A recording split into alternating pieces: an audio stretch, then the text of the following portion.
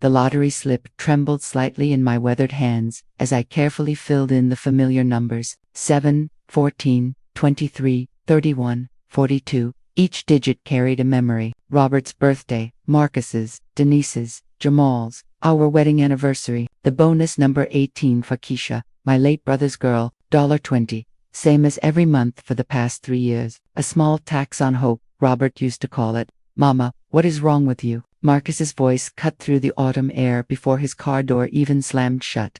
I folded the ticket carefully, sliding it into my purse just as his work boots thudded angrily across the wet driveway. The screen door of Jackson's corner store rattled behind me as I stepped outside. He stood there, hair freshly shaped, his barbershop polo wrinkled, a storm cloud in navy blue. I saw your car, $20, Mama. 20 whole dollars while I'm canceling appointments because I can't afford gas. Good afternoon to you, too, baby, I said, my voice calm. I started walking toward my old Buick, but he moved to block my path.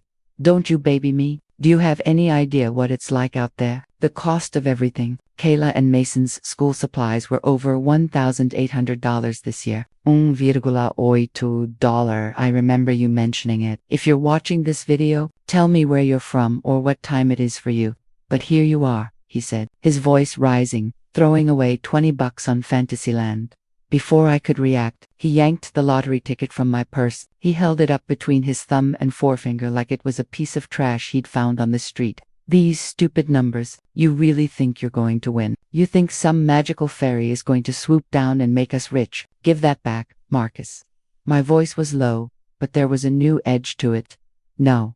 He waved it above his head, a flimsy piece of paper that held the weight of our family's history. This is a symptom of the problem, Mama. You live in a dream world. You're 68 years old, living on a pension and Social Security. Every dollar counts. Every single dollar. Every dollar I earn for my kids. I corrected him, my voice dropping to barely a whisper. Every dollar I saved working double shifts at the factory while you kids were growing up. Every dollar I chose not to spend on myself so you could have decent clothes and school lunches. His face flushed a deep, blotchy red. That's different. That's family helping family.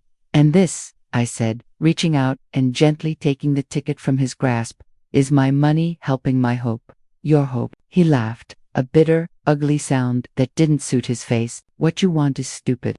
What I want, I said, smoothing the crease his fingers had made, is mine. He stared at me for a long moment, the traffic on Main Street humming between us. Finally, he threw his hands up in disgust. Fine, waste your money. But don't come crying to me when you're eating cat food because you spent your last 20 on pipe dreams. The door to his Dodge Charger slammed so hard the truck beside it seemed to shudder. He spun gravel as he reversed out of the parking spot, the red taillights disappearing around the corner, leaving only the sound of a distant siren and my own heavy breathing. The soup was just starting to bubble when the phone rang. I'd been stirring the chicken noodles slowly, watching steam rise from the pot, trying not to think about Marcus's words, echoing through my empty house. The caller ID showed Denise's number. I braced myself. Hey Mama. Her voice carried that careful, measured tone she used when she thought I needed managing, the one she usually reserved for her underperforming clients. Marcus called me earlier. He's pretty upset. I set down the wooden spoon and leaned against the counter. I imagine he is. He said you bought another lottery ticket today. $20. That's correct.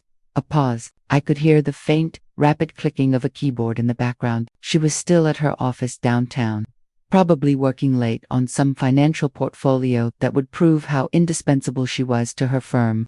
Mama, we've talked about this before, she said, her voice sharpening with a familiar condescension. $20 might not seem like much, but it adds up. That's $240 a year. Over 5 years, that's $1,200. Mathematics was always your strong suit. Baby girl, I'm being serious. You're on a fixed income. Every expense should be carefully considered. It's a matter of financial discipline. I gripped the phone tighter, the plastic creaking under the pressure, like the $7,000 in credit card debt you couldn't cover last year, the debt I paid off so your credit wouldn't be ruined.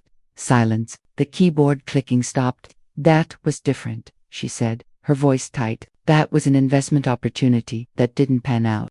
And this is my investment in hope. Hope doesn't pay the bills, Mama. I'm not trying to control your life. I'm trying to help you make smart financial decisions. Let me set up a meeting for you with our firm's wealth manager. He can look over your pension statements, your social security. We can create a sustainable budget for you. A budget, baby. I've been budgeting my money since before you were born. I managed to raise 3 children on a factory worker's salary, and you did a great job. She said the words, smooth and practiced, utterly devoid of warmth. But times have changed. The financial landscape is more complex. You shouldn't have to worry about these things. Let me manage it for you. We can set up an automated system where your pension goes directly into an account I oversee. I'll make sure all your bills are paid, and I'll give you a weekly allowance for groceries and incidentals. An allowance? She wanted to give her own mother an allowance. The fury that had been simmering all day boiled over. Don't you dare talk to me like I'm a child who needs her finances managed. I send you $400 a month for your so-called emergencies. When was the last time you asked how I was doing? When was the last time you visited, just to visit? Another pause. The keyboard clicking resumed, slower this time. I care about you, Mama. We all do. That's why we worry when we see you making poor choices. Poor choices.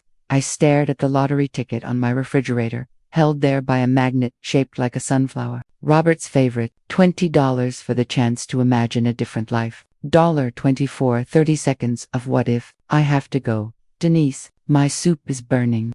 I hung up before she could respond. The dial tone buzzed in my ear for a moment before I set the phone back in its cradle. The soup had stopped bubbling. The kitchen felt colder somehow, as if all the warmth had drained out through the phone line. I was halfway through a bowl of lukewarm soup when the phone rang again. A number I didn't recognize at first. Then I placed it. The burner phone Jamal used because he claimed the bill collectors were always after his primary line. Yeah, his voice was rough, laced with the fatigue of someone who kept late hours. It's your mother. Hey Mama, what's up? I could hear the clink of glasses and the low thrum of music in the background. He was at the Blue Note Lounge, probably starting his shift. I just needed to talk to you, son. Everything okay? You sound weird. For a brief, foolish moment, I thought about telling him about Marcus's anger, about Denise's offer to put me on an allowance. I wanted to ask him if he saw me that way too, as an old fool who couldn't manage her own life, but I already knew the answer. I'm fine, I said, just an old woman's lonely night. Ah, there was a shuffling sound. Then his voice was clearer. He must have stepped outside. Listen, Mama, I'm glad you called, actually. I'm in a bit of a tight spot. Of course he was. Poker game last night didn't go my way. I'm short on rent. Just a couple hundred. Can you help me out? I'll pay you back next week. Swear to God. The same promise he made every time. The same promise he never kept. I thought about the $20 in my purse. The source of so much condescension and anger from his siblings. They'd be furious to know I was even considering giving their brother $200. Jamal, I can't. Things are tight for me, too. He sighed. A long, dramatic exhalation of disappointment. Right, it's always tight. You know, for a woman who's always telling us how she saved every penny, you never seem to have any. The accusation, so casually delivered, hit me like a punch to the gut. They saw my frugality not as a sacrifice made for them, but as a hoard I was selfishly keeping from them. Maybe if you didn't throw your money away on cards, you wouldn't need to ask, I said, the words sharper than I intended. And maybe if you'd helped me with that down payment on the tow truck like I asked, I'd have a real business by now instead of pouring drinks for a living. He shot back. It all comes back to money, doesn't it, Mama? I have to go, Jamal. Yeah, fine, whatever. The line went dead. I sat there in the silence of my kitchen, the Huffington bowl of soup in front of me. 3 children, 3 phone calls, each one a transaction, each one a reminder that to them I wasn't a mother. I was a bank account, and a poorly managed one at that. 8 days passed. 8 days of screening my children's calls, of eating quiet dinners alone, of wondering when exactly I'd become a stranger in my own family. Thursday evening found me in my recliner, the TV remote balanced on my knee, flipping between channels with no real purpose. The house felt larger at night, shadows stretching from corners where Robert's furniture used to sit. I'd sold most of it after he passed. Too many memories for one old woman to carry alone. Channel 7 flickered to life just as the lottery music began. Jennifer Martinez, the local anchor who'd been drawing numbers for 15 years, smiled at the camera with her practiced warmth. Good evening, Illinois. Tonight's jackpot stands at $1 million. Let's see if we have a winner. I reached for my coffee cup and found it empty. The lottery ticket sat on my side table, tucked behind a photograph of Robert holding baby Marcus. I'd moved it from the refrigerator after Denise's call, keeping it closer somehow. A small act of defiance. First number tonight is 7. My hand froze halfway to the coffee cup. Second number, 14. I picked up the ticket with fingers that suddenly felt clumsy. 7, 14. Robert's birthday. Marcus's birthday. Third number is 23. Denise's birthday. I held the ticket closer to the lamp, comparing the printed numbers to the ones Jennifer Martinez was calling. This couldn't be happening. Fourth number, 31. Jamal's birthday. My heart hammered against my ribs, like it was trying to escape. And the fifth number tonight is 42. Our wedding anniversary. 42 years of marriage compressed into 2 digits on a slip of paper that suddenly felt electric in my hands. And tonight's bonus number, Jennifer's voice chirped, is 18. Keisha, my niece's birthday. The girl I barely knew but loved anyway. The daughter of my brother who died too young. Jennifer Martinez was saying something about checking numbers carefully, about claiming procedures, but her voice sounded like it was coming from underwater. I stood up too fast and nearly dropped the ticket. $1 million. I walked to the kitchen on unsteady legs and spread the ticket flat on the counter under the bright overhead light. 7, 14, 23, 31, 42, bonus 18. The numbers stared back at me, innocent as rainfall. The family that had spent the last week telling me I was stupid for buying lottery tickets had just made me a millionaire. $700,000 after taxes. According to the television, more money than I'd seen in my entire life. A wave of euphoria washed over me, so powerful it made me dizzy. I laughed out loud, a sound that felt foreign in the quiet house. We were rich. My kids would never have to worry about money again. Marcus could pay for his kids' school supplies. Denise could invest in a real opportunity for once. Jamal could get out from under his debts. I needed to clear my head. The air in the house felt too thick to breathe. I grabbed my jacket, my mind racing with plans and possibilities. A walk. I needed a walk to let this impossible, glorious reality sink in. I left the ticket on the desk by the front door, right next to the phone. I'd call them as soon as I got back. I'd call them all. Marcus drove through the quiet streets of Riverside, his knuckles white on the steering wheel. The fight with his mother had been eating at him for a week. Every time he looked at his own children, he saw her disappointed face. His words, stupid pipe dreams, echoed in his ears. She was an old woman. She was lonely. And he had screamed at her in a parking lot over $20. Guilt was a heavy, unfamiliar coat. He'd been so stressed, so overwhelmed with bills and the constant grinding pressure of being a single father, but she didn't deserve that. She had always been there for him, for all of them. The thousands of dollars she'd given him over the years weren't an obligation. They were gifts. Gifts he had started to see as an entitlement. He pulled into her driveway, the gravel crunching under his tires. The house was dark except for a single lamp glowing in the living room. Her old Buick was parked in its usual spot. He took a deep breath, rehearsing his apology. "I'm sorry, Mama. I was stressed. I love you." He walked up to the front door and found it slightly ajar. Odd. She was usually so careful about locking up. He pushed it open. "Mama," he called out, his voice echoing in the silent house. "Mama, are you here?" No answer. The living room was empty, the television murmuring to itself. A half-empty coffee cup sat on the side table. He walked through the small house, checking the kitchen, her bedroom. Everything was neat, tidy, and empty.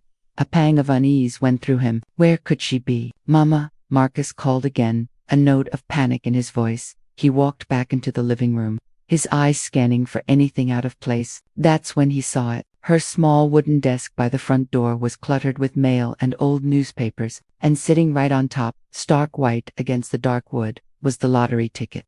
The very same one he had snatched from her purse. He picked it up, a fresh wave of shame washing over him. The numbers written in her careful hand stared up at him. 7, 14, 23, 31, 42, bonus 18, his birthday, his siblings, his parents' anniversary. He felt a lump form in his throat. On a whim, he pulled out his phone and opened the web browser. Illinois lottery results. He typed. The page loaded and he compared the numbers on the screen to the ones on the ticket. 7, check. 14, check. 23, check. 31, check. 42, check. Bonus 18, check.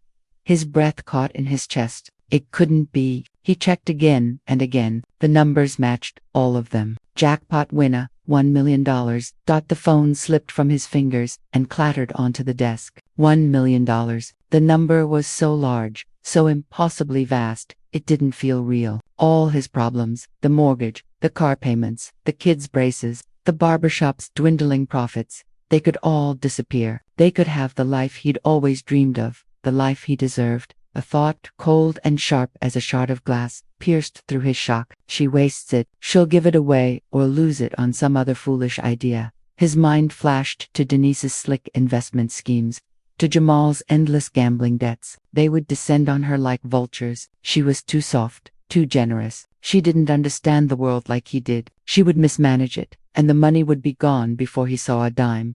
But if he had it, he could manage it properly, for the family, for the kids. It was his birthday on that ticket, too. Didn't that give him some claim to it? It was a family ticket. It was their money. His heart hammered against his ribs. This was his chance. Their one chance. His apology was forgotten, replaced by a desperate, all-consuming greed. His hand, trembling, closed around the ticket. He looked around the empty house, his mother's house, filled with a lifetime of her sacrifices for him, and then he ran. He shoved the ticket deep into his pocket, pulled the front door shut behind him, and fled into the night, the $1 million prize clutched in his hand like a stolen heart. The cold night air had done its job. My head was clear, the initial wild euphoria replaced by a deep, bone-settling joy. I walked back up the driveway, a smile on my face for the first time in what felt like years. The front door was closed tight. I must have pulled it shut without thinking. I stepped inside, my mind already rehearsing the phone call. Who to tell first? Marcus. It had to be Marcus. This would fix everything between us. I walked over to the desk to pick up the ticket. It was the key to our new life, the physical proof of our good fortune. But it wasn't there. I frowned, running my hand over the pile of mail. Maybe I'd moved it. I checked the kitchen counter, the side table by my recliner. Nothing. A cold knot of unease began to form in my stomach. I was so careful. I knew I had left it right on the desk. I walked to my bedroom and opened the small safe where I kept Robert's watch and our important papers. My hands were starting to shake. 3 turns right, 2 left, 1 right. The heavy door swung open. The safe was empty, just as I'd left it. I hadn't had time to put the ticket inside yet. I stood there, the cold metal of the open safe seeming to mock me. Where was it? I retraced my steps, my search becoming more frantic. I tore through the mail on the desk, scattering envelopes and flyers across the floor. I checked my jacket pockets for the 10th time. Nothing. The ticket was gone. Panic gave way to a cold, dreadful certainty. The front door had been unlocked. Anyone could have walked in, but the TV was still there. My purse was on the dresser. Nothing else was missing. No. It wasn't a random thief. A random thief wouldn't have known what that specific slip of paper was worth. They would have taken the TV.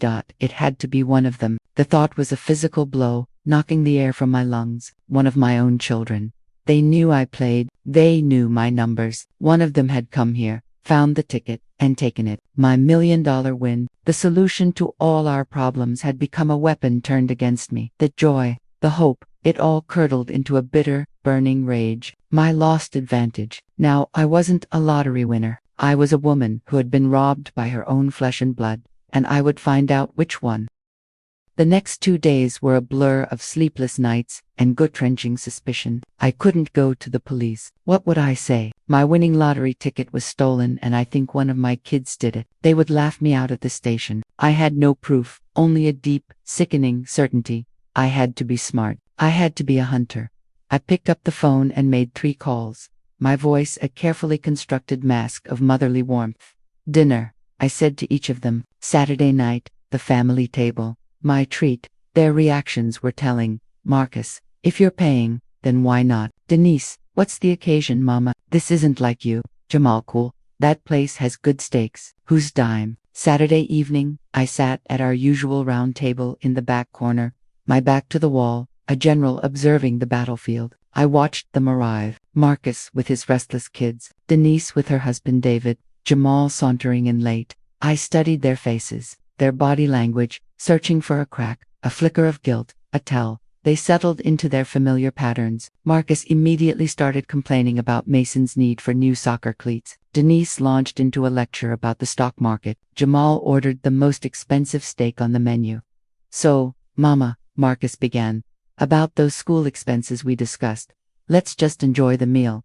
I interrupted, my eyes scanning his. He looked tired, stressed, but that was his normal state. There was no obvious sign of a man secretly holding $1 million ticket. Actually, Mama, Denise cleared her throat. David and I have been discussing your financial situation. I watched her, the confident set of her jaw, the way she marshaled her arguments like troops. She was arrogant, controlling, but did that make her a thief? She seemed more interested in controlling the money she thought I had, not money she knew I had. Jamal, meanwhile, was focused on his buyer, only chiming in to mock Denise's failed cryptocurrency venture. He was irresponsible, always looking for an easy score. Stealing a lottery ticket was exactly his style, but he met my gaze without flinching, his eyes clear and untroubled. The dinner was a masterclass in self-absorption. They complained about their jobs, their debts, their endless needs. They spoke about me as if I wasn't there, debating my competence, my spending habits. Every word was a twist of the knife, fueling the cold fire in my gut. But none of them gave anything away. They were all capable of it. They all had a motive. As they left, full on my dime, offering hollow thanks, I knew this was just the beginning. I had flushed them out, but the guilty party was hiding in plain sight. I needed a new strategy. I needed a way to get inside their heads. I was clearing the table of their empty plates when my phone buzzed. A text from an unknown number. Mrs. Washington, this is David. Can I call you? It's important. I stared at the message. David, Denise's husband. In all the years they'd been married, he had never contacted me directly. I typed back a simple yes. The phone rang instantly. Mrs. Washi, he began, his voice low and rushed. I'm so sorry about tonight. The way they talk to you, it's not right. It's just how they are, David. No, he insisted. It's worse lately. Denise, she's been obsessed with your finances. She's convinced you're hiding money, or that you're going to lose what little you have. I gripped the phone, my knuckles white. What did she say? She told Marcus and Jamal that you need to be protected from yourself, that she should take control of your accounts for your own good. They're planning some kind of intervention. An intervention. They were conspiring behind my back. The audacity was breathtaking. David, why are you telling me this? I asked, my voice tight with suspicion. There was a pause, and I heard him take a shaky breath. Because I married into this family, but I don't have to be like them. My own mother passed away last year. She was a proud woman, and she deserved respect. You do, too. I don't know what's going on, but something feels wrong. If you need anything, an ear, or I don't know, just know that not everyone in this family is blind. He was an unexpected ally, a crack in the wall of their united front. I didn't know if I could trust him completely, but he had just handed me a piece of the puzzle. Denise wasn't the thief. She was trying to get her hands on the money she thought I had. The thief already knew about the money. Thank you, David, I said, my voice thick with an emotion I couldn't name. That means more than you know. I hung up, my mind racing. 1 down, 2 to go. It was time to set my traps. Monday morning at exactly 10:30, I dialed Marcus's barbershop, Fresh Cuts. This is Marcus. His voice was brisk. Professional. Marcus baby, I began, letting my voice crack slightly, adding a wheeze that wasn't entirely artificial. I need help. I'm having chest pains and shortness of breath. The background noise of the shop, buzzing clippers, distant chatter, flooded the line.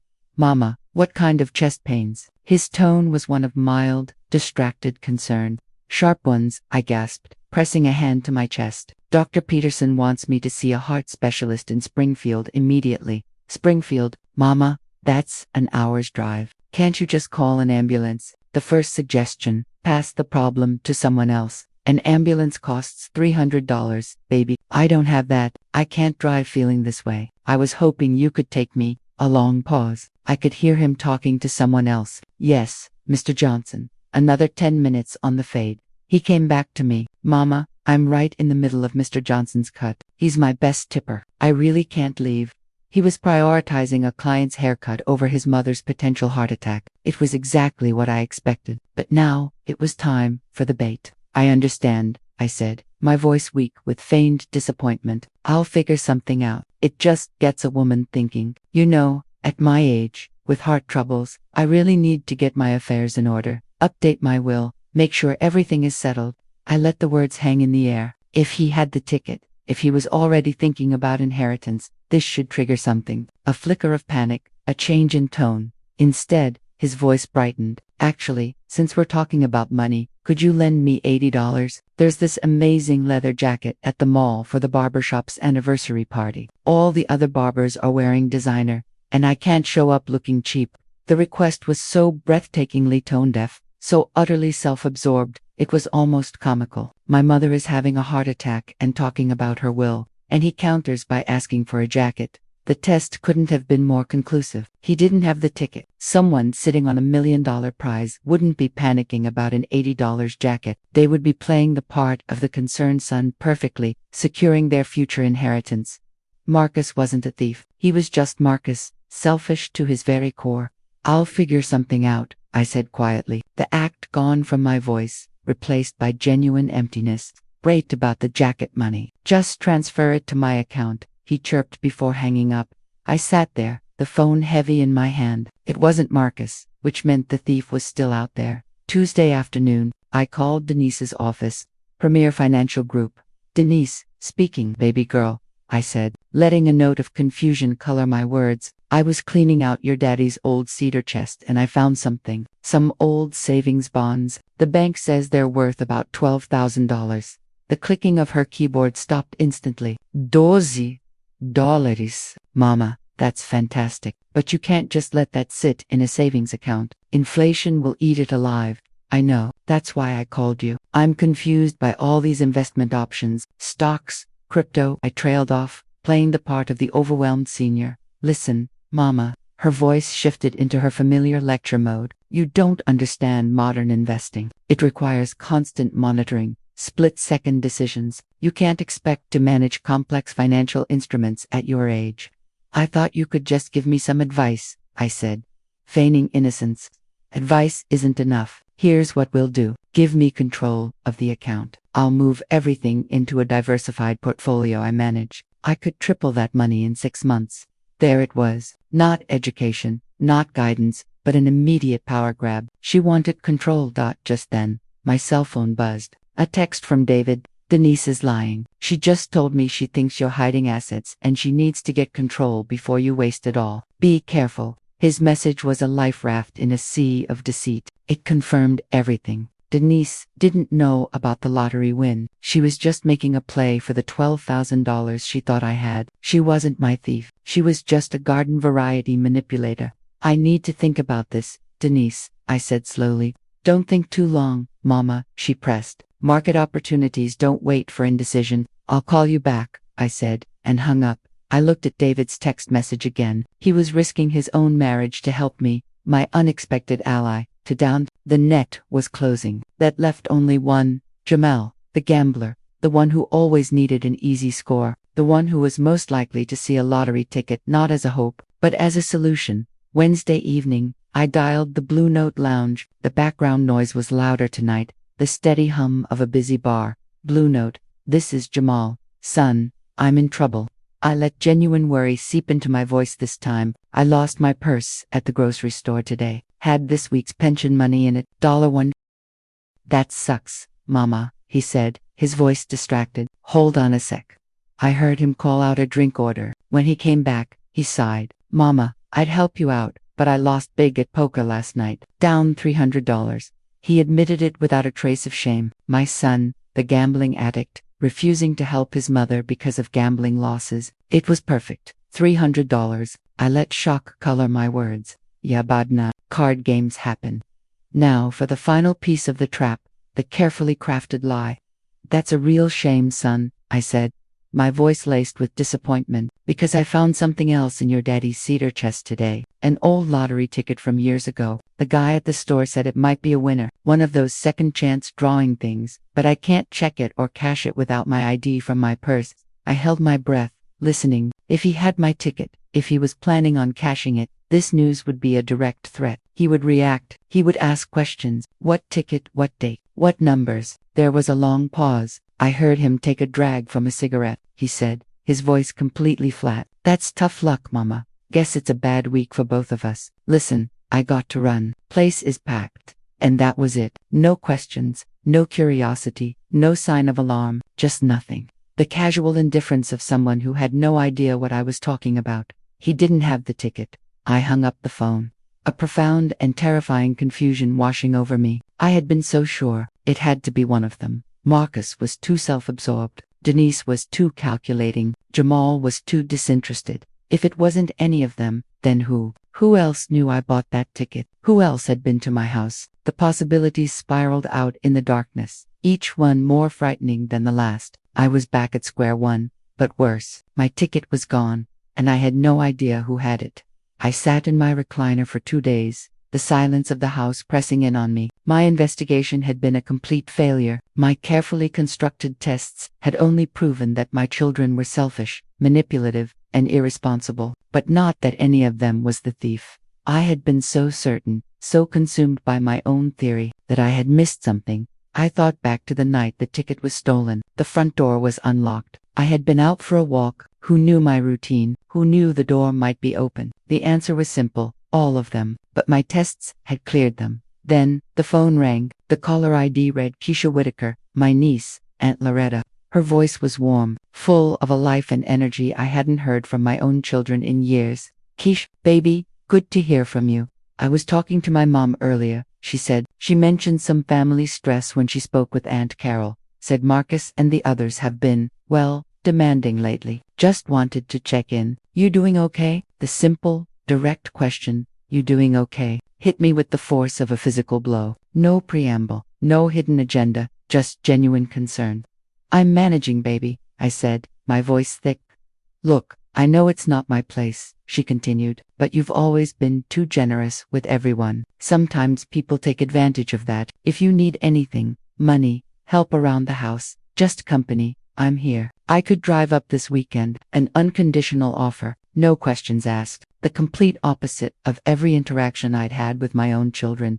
And then, a memory sparked, a detail from the night of the theft that I had completely overlooked. The photograph on the side table, right next to where the ticket had been. The photo of Robert holding baby Marcus. I remember dusting it that morning, but when I'd come home from my walk, after discovering the ticket was gone, I hadn't noticed its position. The next day, however, I did. It had been moved, just slightly, nudged to the side, as if someone had hastily set something down beside it. My mind raced, connecting dots I hadn't seen before. Who would have a reason to be at my desk? Who would have been emotional, perhaps looking at that old photo? Who had been fighting with me that very day? Marcus. My tests. I had been so clever, so sure of my logic. I had concluded he didn't have the ticket because he asked for $80. But what if that wasn't a sign of innocence? What if it was a performance? A brilliant piece of misdirection. What if he was trying to act like his normal, cash-strapped self to throw off suspicion? It was an act of a desperate, cunning actor. He knew I would expect him to be concerned if he had the ticket. So, he did the opposite. The truth settled in my gut, cold and heavy as lead. It was him. It had been him, all along. My own son. "Keisha," I said, my voice firm with newfound resolve. "I might take you up on that offer soon. But first there's something I have to do." I now knew my enemy, and I knew my heir. The next morning, I found it. Tucked away in the glove compartment of my Buick was the receipt for my lottery ticket purchase. It was faded and crinkled, but the important information was clear. The date, the time of sale, and the unique serial number of the ticket itself. It was my proof of ownership. The drive to Springfield felt like a pilgrimage. The Illinois Lottery Commission building was a sterile, imposing tower of glass and steel. I walked through security with my manila envelope tucked under my arm, my heart a steady, determined drum against my ribs. I was directed to the 3rd floor, to the office of Maria Rodriguez. She was a woman about Denise's age, with a professional smile and competent eyes that had seen it all. "Mrs. Washington," she said, shaking my hand, "please have a seat. I understand you have a unique situation." I had called ahead, explaining the bare minimum. I believed I held the winning ticket, but it had been stolen. I laid the receipt on her desk. "This is the proof of purchase for the winning ticket from the October 10th drawing." She studied it carefully, typing the serial number into her computer system. She nodded. "This matches the ticket that was sold at Jackson's Corner Store, Riverside at 2:14 p.m. on October 2nd, the winning ticket. Now, do you have the ticket itself?" "No," I said, my voice level. "It was stolen from my home on the night of the drawing. I believe it was taken by a family member." Ms. Rodriguez leaned back, her expression unreadable. That is a very serious allegation, Mrs. Washington. Without the physical ticket, claiming the prize is extremely difficult. The ticket itself is the bearer instrument. But I have the receipt, I insisted, and I can describe the person I believe took it. I am the rightful owner. We will launch a full investigation, she said, her tone becoming official. We will flag the ticket number. If anyone attempts to cash it, we will detain them for questioning. I must be honest with you, this could take months, even years to resolve in court. It will be your word against theirs. My heart sank. A legal battle. I didn't have the time or the money for that. Marcus would lawyer up. He would lie. He would drag my name through the mud. Isn't there anything else? I asked, the desperation I'd been holding back finally cracking my voice. Ms. Rodriguez looked at me, a flicker of sympathy in her professional eyes. She leaned forward. There is one more thing. Security. We have surveillance footage from every retailer. If you can file a police report and we can verify from the store's camera that you were the one who purchased the ticket, it strengthens your case immensely. It proves you were the original possessor. Hope, sharp and bright, flared in my chest. Jackson's corner store. Old man Jackson had cameras installed last year after a Thank you, I said, standing up. Thank you, Ms. Rodriguez. You've been a great help. I walked out of that building, not with a check, but with a plan, a way to prove the truth. Marcus had the ticket, but I had the evidence. The game wasn't over. It had just begun. Filing the police report was the hardest thing I'd ever done. Naming my own son as a suspect felt like a betrayal, even though he was the one who had betrayed me. But it was necessary. The detective, a weary-looking man named Gable, promised to pull the surveillance footage from Jackson's. 2 days later, he called. Mrs. Washington, we have it, clear as day. You at the counter buying the ticket. We're ready to bring your son in for questioning. No, I said quickly, not yet. Let me handle this my way first. That evening, I invited them all back to the family table. The final act of this family drama. I sat there, watching them file in. The same table, the same empty pleasantries. Marcus seemed more on edge this time, his eyes darting around the restaurant. Denise was still trying to sell me on her investment genius. Jamal was already on his second beer. They talked about themselves, as always, their needs, their wants, their problems. I let them talk, sipping my coffee, watching the clock on the wall tick toward the inevitable conclusion. When Linda brought dessert, apple pie for the grandchildren, coffee for the adults, I knew the moment had arrived. I cleared my throat, and the table fell silent. I have something to tell you all, I said, my voice calm and steady. My winning lottery ticket was stolen from my desk last week. The air crackled with tension. Denise and Jamal looked at me, then at each other, confused. Marcus's face went pale. He stared down at his hands, refusing to meet my eyes. I know what you must be thinking, I continued, that I'm a foolish old woman who misplaced it. But I didn't. It was taken, and I know who took it. I looked directly at Marcus. His breath hitched, a tiny, almost inaudible gasp. I tested you, I said, my gaze sweeping across all three of them, all of you. I faked a heart attack, a lost purse, and a discovery of old savings bonds. Denise and Jamal, you failed those tests spectacularly. You proved that you are manipulative and selfish, but you also proved that you didn't know about the ticket. Your reactions were genuine. I turned my full attention back to my son. But you, Marcus, your test was different. You passed it too well. When I told you I might be dying, you asked me for $80 for a jacket. That's not the act of a thief sitting on $1 million. That's the act of a brilliant actor trying to seem like his normal, desperate self to avoid suspicion. It was a masterful performance.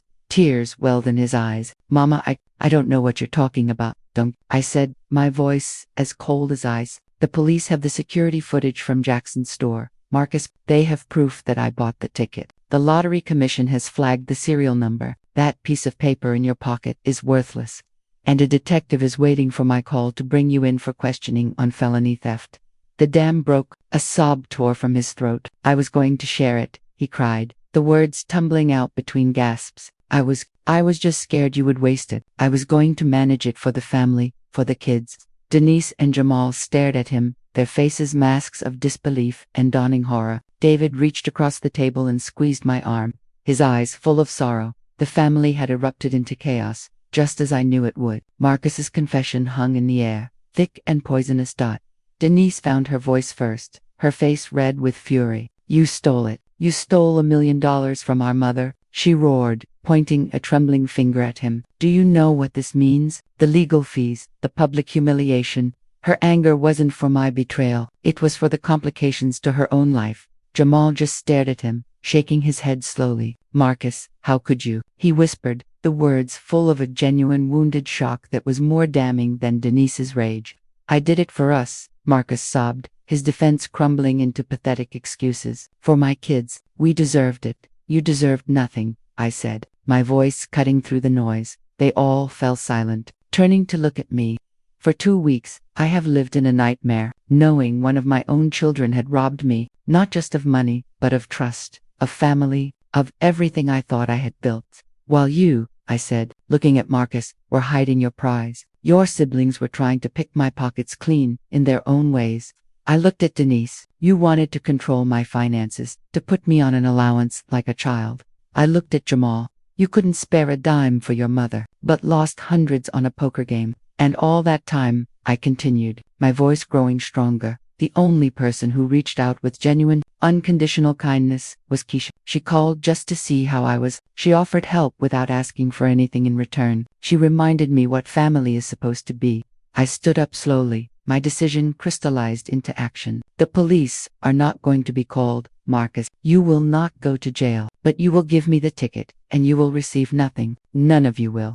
I pulled out my wallet. The entire lottery winning, $700,000, will go to Keisha. She has earned it through genuine care and respect. The explosion was immediate. Marcus began to wail, real tears of rage and desperation this time. Denise started sputtering about legal challenges, about unfairness and manipulation. Jamal just stared at the table, the finality of it all settling over his features like a slow-moving storm. You can't do that, Marcus shrieked. We're your children. Children who treated me like a bank account with legs, I said, placing exact change on the table for my portion of the dinner. Children who mocked my hope while planning how to spend my winnings. I turned to leave. David, who had remained silent throughout, touched my arm gently. Mrs. Washington, I understand you're hurt, but maybe, David, you're a good man, I said, my voice softening for the first time. I'm sorry you're married to someone who sees her mother as a financial resource instead of a person. I walked toward the restaurant exit without looking back, their voices rising behind me in a chorus of protests, accusations, and desperate bargaining. They were no longer my problem. The autumn air felt clean and sharp after the suffocating atmosphere of the restaurant. I got into my old Buick and sat there for a long moment, the engine off, listening to the quiet hum of the city. The weight that had been pressing on my chest for years, the heavy burden of my children's expectations and disappointments, was gone. I felt light. I pulled out my phone and scrolled to Keisha's number. It was time to call my real heir. Time to share news that would change her life forever. Justice, it turned out, wasn't about revenge. It was about reward. It was about giving a lifetime of hard-earned hope to someone who had never lost faith in me. I pressed the call button, a genuine smile spreading across my face for the first time in a very long time.